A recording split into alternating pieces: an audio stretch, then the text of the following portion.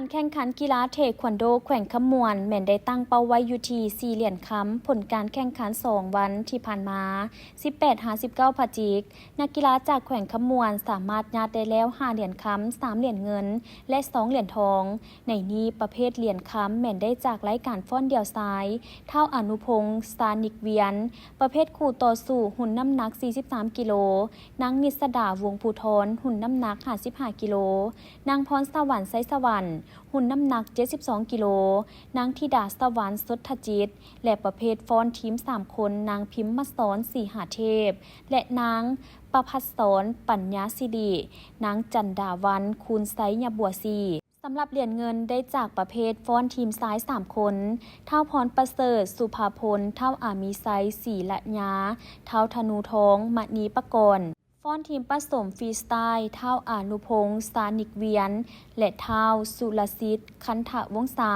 และนางพิมพ์สรศรีหาเทพนางประภัสสรปัญญาสิรินางจันดาวันคูณไซยบัวซีประเภทต่อสู้หุ่นน้ำหนัก45กิโลเท่าเทพอาทรบริบูรณ์และเหรียญทองได้จากประเภทฟ้อนคู่ผสมยิงซ้ายเท้าสุขสวรรค์อินทรีเสียงใหม่นางพุทธวันจันทคัมมณีและประเภทต่อสู้หุ่นน้ำหนัก48กิโลเท่าบุญทวีคูณมีการแข่งขันกีฬาเทควันโดในงานมหกรรมกีฬาแห่งชาติครั้งที่12จะได้ดำเนินไปฮอดวันที่21พฤศจิกายน2025จึงจะสำเร็จ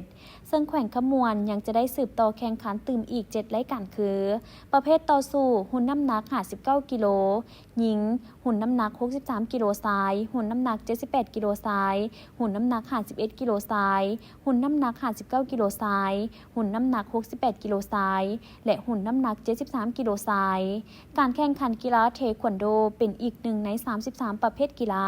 ที่ได้จัดในการแข่งขันในงานมหกรรมกีฬาแห่งชาติครั้งที่12โดยจัดขึ้นเพื่อแนะใส่ให้นักกีฬาทั้งเยาวชนและสาวหนุ่มได้มีการฝึกแอบตนเองเพื่อพัฒนาความสามารถให้กลายเป็นนักกีฬาดีเด่นและเพื่อสร้างความสามัคคีหักแพงแลกเปลี่ยนบทเรียนดีระหว่างแขวงกับบรรดากระทรวงพร้อมทั้งเป็นการหัดแน่นความมีน้ำใจของนักกีฬา